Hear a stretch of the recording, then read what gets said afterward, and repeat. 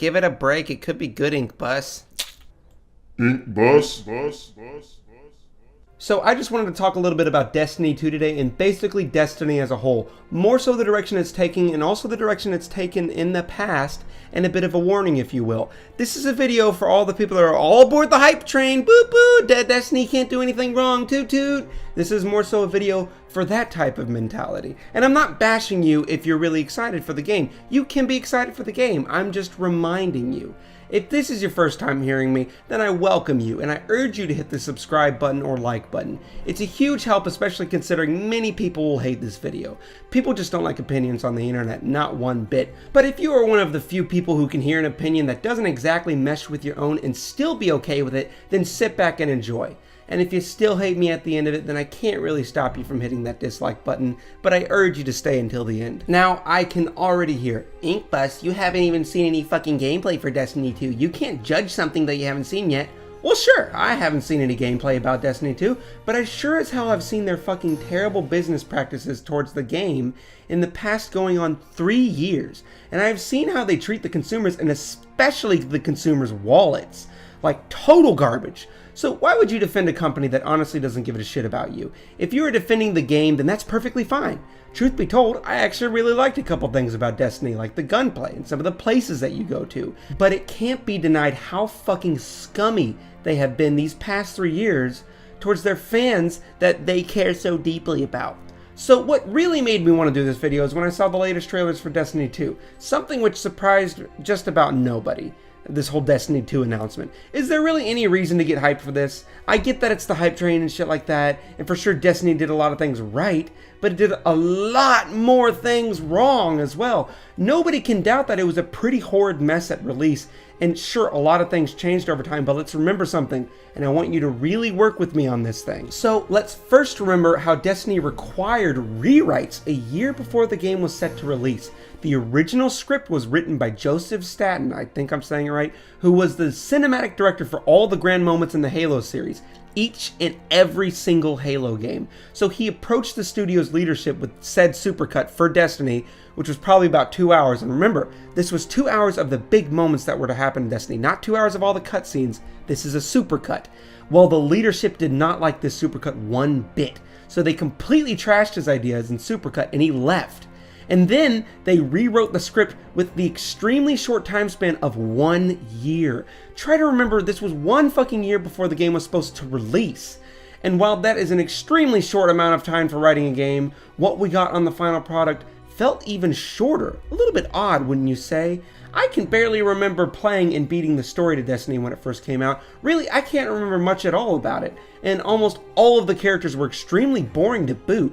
Don't worry, Cade, I'm getting to you. But even for a single year, it felt extremely short. So I wonder what happened to the script made in that single year. I wonder why it felt so short in the final game. It's almost as if the script itself was split into multiple parts to be resold back to the customers. But come on, who would do such a thing?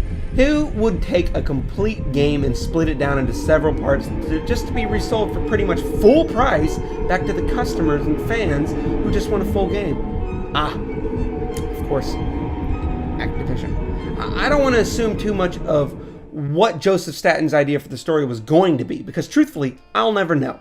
But I can put some faith into his ideas considering this was the guy behind all of the key Halo moments. And it's not like Halo is just, a beloved franchise by all or anything, right? Maybe not recently, but, back then. But if I were to be so extremely biased for a moment and just assume, I could imagine that whatever Staten Supercut showed, it probably wouldn't be as easy to split down into multiple parts and resold once again. It was probably, a complete fucking game. Like I said, this is just an assumption, but it's something to think about for sure. Now, like I said, I did like a couple things about Destiny 1. Like the gunplay was pretty good, but I'm pretty sure everyone can agree to that. But you cannot doubt that Destiny was an extremely flawed game out of the gate. It came off as an extremely bland game with a nice coat of paint hiding all of the extremely boring parts of it. Yes, they made changes, but at what cost? Every year after Destiny came out, an expansion would come out for the game, and then I would hear the telltale, oh, it's so much better now, it's almost like it's a complete fucking game instead of something that has been split into multiple parts, and so on and so forth. So I would re-download the game, and then buy the new expansions just to see if I could eat my words, and I never fucking did. Yes, I had some fun moments here and there with the expansions, but honestly, some of it could have been the placebo effect of wanting it to be good, because believe it or not, I very desperately wanted Destiny to be good. But really killed it for me was the business practice that was spitting in the fans and consumers' face, and nobody really seems to mind. So let's break it down a wee bit about just how much this is going to cost you to get the game that everyone is talking about right now, Destiny 1. The complete edition probably costs $40 or something. Oh, would you look at that? It's like $40. Okay, whatever. But I am not going to talk about it if you were to buy Destiny 1 now, because Destiny 1 is about to become obsolete in one way or another. Sure, you could say it will live on for a little longer after Destiny 2, but I highly doubt it when I look at how they've been treating fans for the past 3 years. And if it takes a sequel to learn from the massive mistakes of the first game, that in and of itself is pretty damn scary. So anyways, let's break down the cost. So you have $60 for the base game of Destiny whenever it first came out. The game that plenty of reviewers looked at and criticized and hated on and all that, but I'm sure some people liked it in one way or another. And I kind of liked it whenever it first came out too, for like a week, but not enough for $60. Good God, no. And you also have the $30 season pass as well. $30 for a season pass isn't that bad, but considering what you really got with it, it really wasn't that much. But that is just an opinion. And then later that year, basically a year later, maybe they decided to just completely ditch the whole season pass thing. No. That simply wouldn't make enough money. Let's have an expansion this time around, and we will call it The Taken King and release it for $40 to upgrade from the base game to. Oh, but wait, let's also release a $60 version of Destiny at the same time that comes with Destiny, the season pass, and The Taken King. Wow, so all the fans could have just waited a year, but instead you made them spend a total of $130, while the people that you're trying to rope back into it only have to pay $60. Very, very interesting. Not only interesting, but insulting as well, but you know, whatever, right? Who cares, right? I have unlimited money, Inkbus. It doesn't fucking bother me. And also, let's release Rise of Iron for $30. I'm guessing they knocked the price down by a meaty $10 because perhaps they were a little bit humbled by some of the backlash they were receiving. So if you were a mega fan and you were there from the very start and bought each expansion, which is no problem if you love what you're buying, and I get that, you would have spent a total of $160. Wow, that is almost 3 times the cost of the original game just for a competent full game.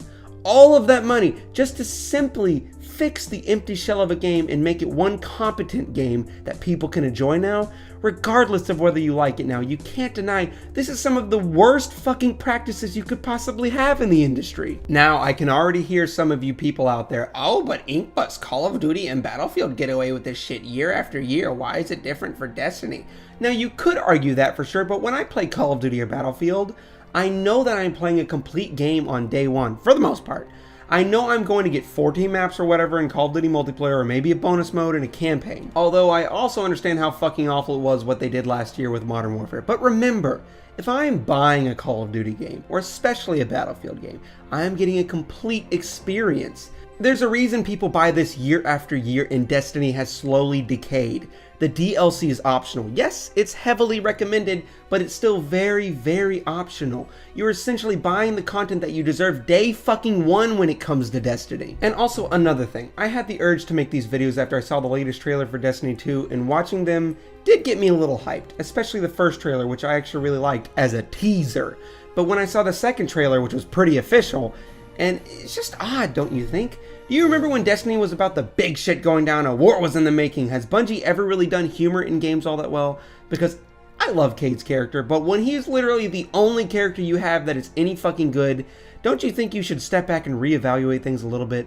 Where's the gravity of what's going on? Why are they trying to make it look and sound like Borderlands? What with this talk about loot and all that jazz and funny jokes?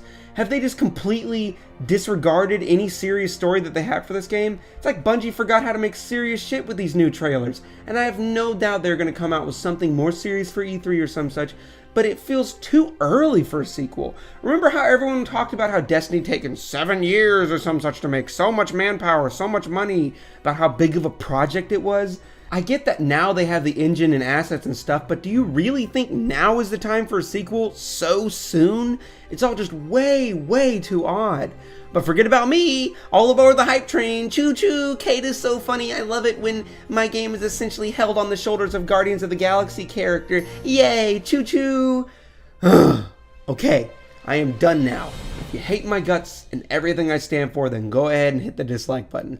If you liked what you heard, hit the like button or the subscribe button if you're feeling extra generous. That's about all I have to say to you guys today, and you guys have a great day and peace out.